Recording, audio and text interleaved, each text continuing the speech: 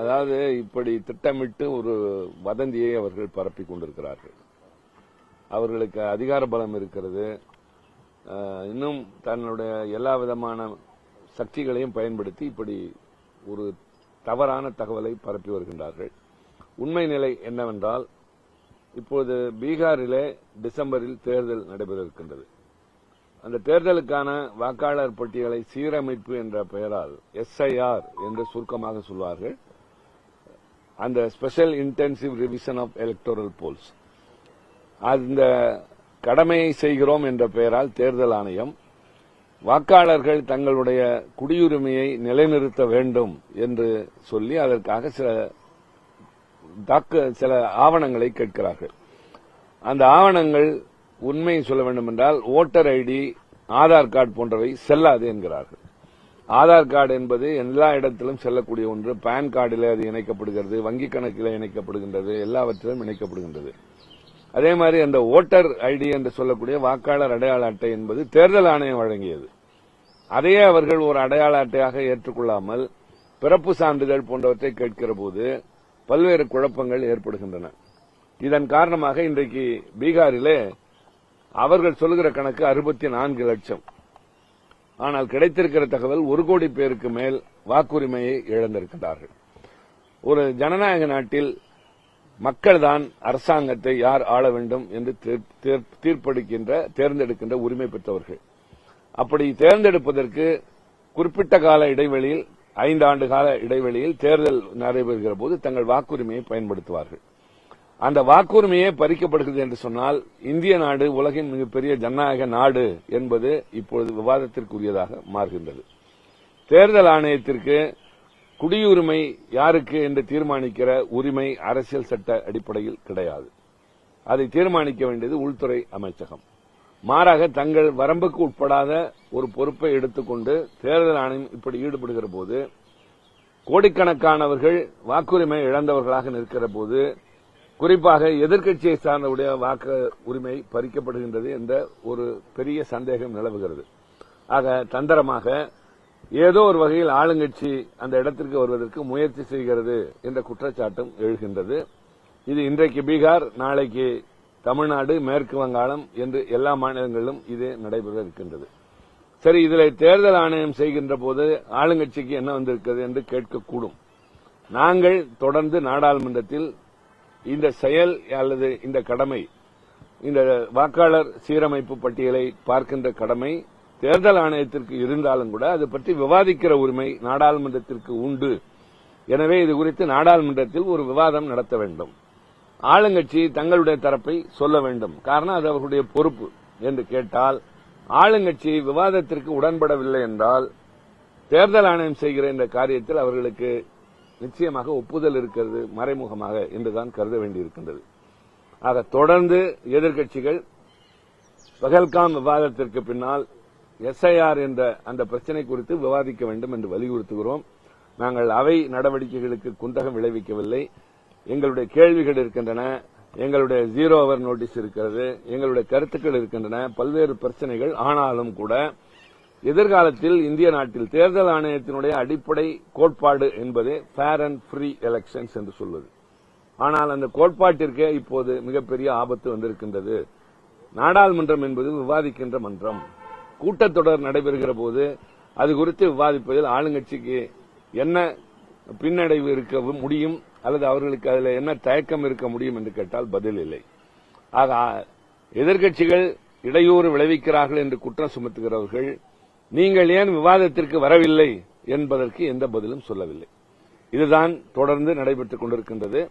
இந்த நிலையில் இப்பொழுது கடந்த வெள்ளிக்கிழமை இன்றைக்கு எதிர்க்கட்சியினர் வழக்கம் போல் அது குறித்து குரல் எழுப்பிக் கொண்டிருந்தோம். இது எப்பொழுது நடப்பது, ஒன்றும் புதுமை அல்ல. சன்செட் தொலைக்காட்சி என்பதுதான் அங்கே நடைபெறுவதற்கான ஆதாரம். ஒருவேளை எங்களை எதிர்த்து ஏதாவது அவர்கள் செய்ய விரும்பினால் அதற்கு ஆதாரம் கொண்டு வருவார்கள். ஆனால் நேரடி ஒளிபரப்பில் அது முழுமையாக தன் கடமையை செய்வது இல்லை. எதிர்க்கட்சி பக்கமே அது திரும்பாது. ஒன்று அவைத்தலைவர் அல்லது ஆளுங்கட்சி, எதிர்க்கட்சியினர் பேசுகிற போது மட்டும்தான் காட்டப்படும்.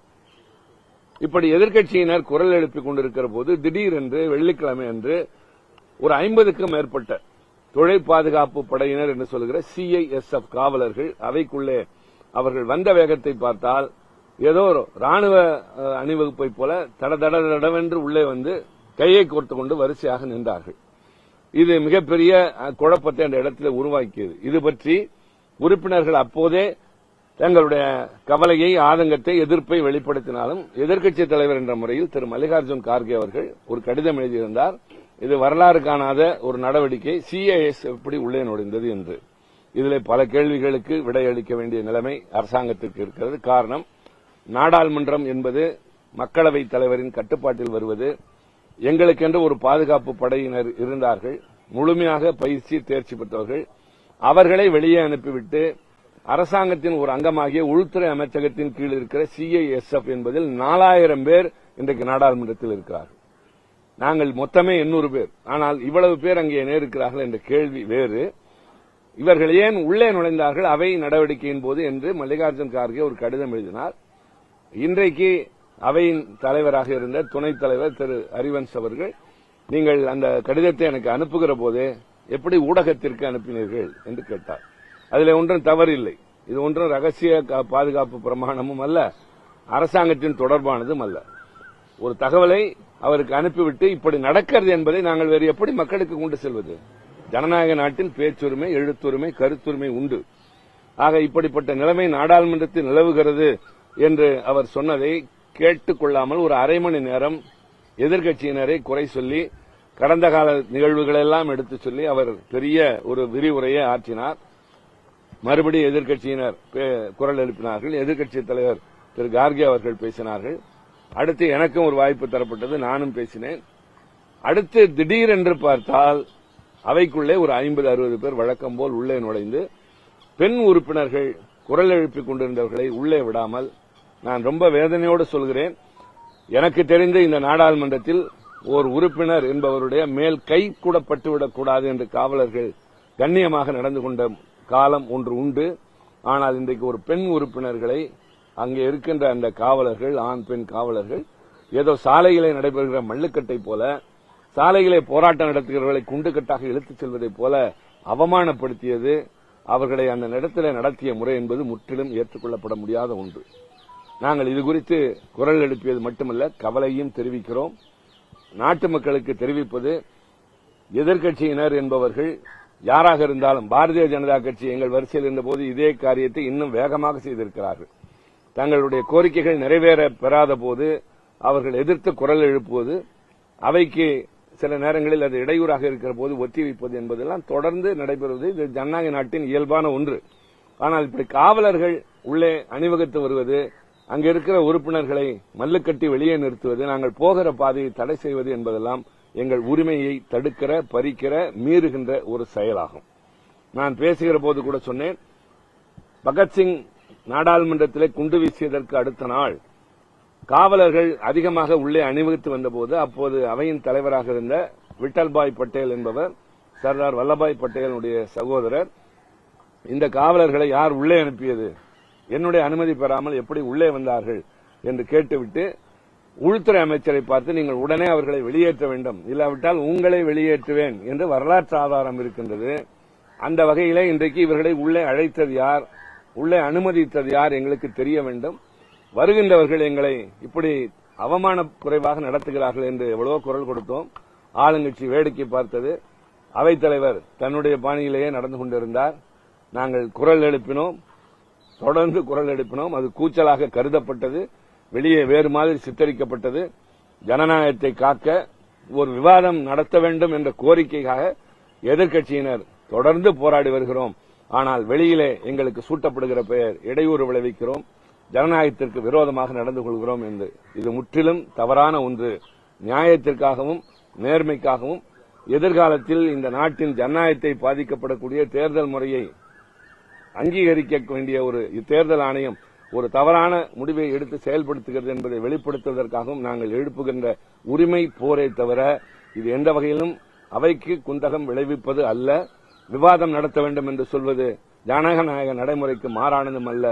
எனவே இப்படிப்பட்ட செய்திகள், தகவல்கள் ஆளுங்கட்சி திட்டமிட்டு பரப்புவது நாங்கள் நியாயம் கேட்கிறோம். மக்களுக்கும் அதைத்தான் எடுத்து சொல்கிறோம். எங்களுக்கு உங்களை தவிர இதுபோல காட்சி ஊடகங்களையும் அச்சு ஊடகங்களையும் தவிர வேறு வழி இல்லை. நாடாளுமன்றத்தில் எங்கள் குரல் ஒலிப்பதற்கான நேரம் குறைவாக தரப்படுகிறது அல்லது அனுமதிக்கப்படுவதில்லை. வேறு வழி இல்லாமல் வந்து மக்களிடம் முறையிடுவதற்கு இதுதான் வழி என்ற முறையில் உங்களிடம் நாங்கள் சொல்கிறோம் நடந்ததை. அன்னைக்கு நடந்த சபாநாயகர் காவலர்கள் உள்ள வந்தாங்க அப்படின்னு சொல்லிட்டு சபாநாயகர் உள்துறை அமைச்சரை கூப்பிட்டு ஏன் காவலர்கள் வந்தாங்க அப்படின்னு தைரியமா கேட்கிறாங்க. ஆனா இன்னைக்கு இருக்கிற ஓம் பிர்லாவோ மக்களவை சபாநாயகர் ஓம் பிர்லாவோ மாநிலங்களவை நடத்தி கொண்டிருக்கின்ற துணைத் தலைவரோ ஏன் கேட்க மாட்டேன்றாங்க? ஏன் அவங்களுக்கு தைரியம்? அதைத்தான் நாங்களும் கேட்கிறோம். நாங்களும் அதைத்தான் கேட்கிறோம். அவர்களை உள்ளே அழைத்தது யார்? உள்ளே வர அனுமதித்தது யார்? அவர்கள் தான் அனுமதித்தார்கள் என்றால் ஏன் அனுமதித்தார்கள்? அந்த அளவிற்கு அங்கே என்ன நடந்தது? உறுப்பினர்கள் நாங்கள் எந்த வகையிலும் தவறான முறையில் நடந்து கொள்ள முயற்சிக்கவில்லை. யாரையும் தாக்குதல் நடத்துவதற்கு எந்த விதமான முகாந்திரமும் எங்களுக்கு இல்லை. குரல் எழுப்புவதும் அந்த இடத்திலே உரிமைக்காக உயர்த்தி நாங்கள் பேசுவதும் எந்த வகையிலும் தவறான செயல் அல்ல. அதற்கு இப்படி அச்சுறுத்துவதைப் போல காவலர்களை கொண்டு வந்து நிறுத்தி மிரட்டுவது என்பது யாருடைய அனுமதியின் பேரில் என்ற கேள்விக்கு விடை சொல்ல வேண்டியது அவர்கள்தான். மத்திய பாதுகாப்பு படையை பொறுத்தவரை ஒரு இடத்துல ரெண்டு கோஷ்டிகளுக்கு இடையே தகராறு நடக்கும், கொலை நடக்கும், பயங்கர தகராறு நடக்கிற இடங்கள்ல மட்டும்தான் மத்திய பாதுகாப்பு படை என்பது நிறுத்தப்படுவது வழக்கம். நாடாளுமன்ற வழக்கத்துக்கு உள்ளேயே மரபுகளை மீறி செயல்படுவதற்கு என்ன காரணம்? உள்துறை அமைச்சகத்திற்கு கீழே தான் சிஎஸ்எஃப் இருக்கு. ஒருவேளை நாடாளுமன்ற கட்டடமும் சபாநாயகர் துணைத் தலைவருக்கு மாறாக உள்துறை அமைச்சருடைய கட்டுப்பாட்டிற்கு கீழே இருக்குன்னு நினைக்கிறீங்களா? நல்ல கேள்வி. இதற்கு நீங்கள் தான் பதில் சொல்ல வேண்டும். இதை நாங்கள் தொடர்ந்து சொல்கிறோம்.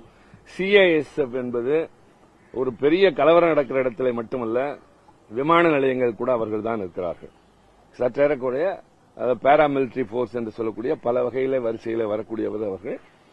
இந்த புதிய நாடாளுமன்ற கட்டிடத்திற்கு நாங்கள் வந்ததற்கு பின்னால் முற்றிலுமாக அங்கு இருந்த எஸ்பி டிஎஸ்பி ரேங்க் என்ற அளவில் இருந்த பாதுகாவலர்கள் சத்தமில்லாமல் வெளியேற்றப்பட்டு அவர்கள் யூனிஃபார்ம் இல்லாத சாதாரணமான மனிதர்களாக அனெக்ஸிலே வலம் வருவதை பார்க்கிறோம். சிஐஎஸ்எஃப் எப்பொழுது உள்ளே நுழைந்தது? யாருடைய அனுமதியின் பேரில் நுழைந்தது? அரசாங்கம் என்பதே நாடாளுமன்றத்திற்கு பதில் சொல்ல கடமைப்பட்டது என்கிற போது அரசாங்கத்தின் ஒரு கூறாகிய ஒரு அங்கமாகிய உள்துறை அமைச்சகத்தின் கீழ் இயங்குகிற ஒரு படை உள்ளே நுழைந்தது என்ன என்ற கேள்வி பலகாலமாக எழுப்புகிறோம். இதுவரை விடை கிடைக்கவில்லை. வெளியே உலவிக் கொண்டிருந்தார்கள். இப்பொழுது மார்ஷல் உடையிலே உள்ளே நுழைகிறார்கள். இன்னும் என்னவெல்லாமோ நடக்கும். இந்தியா எங்கே போய்க் கொண்டிருக்கிறது? போராட்டங்களை ஒடுக்கும்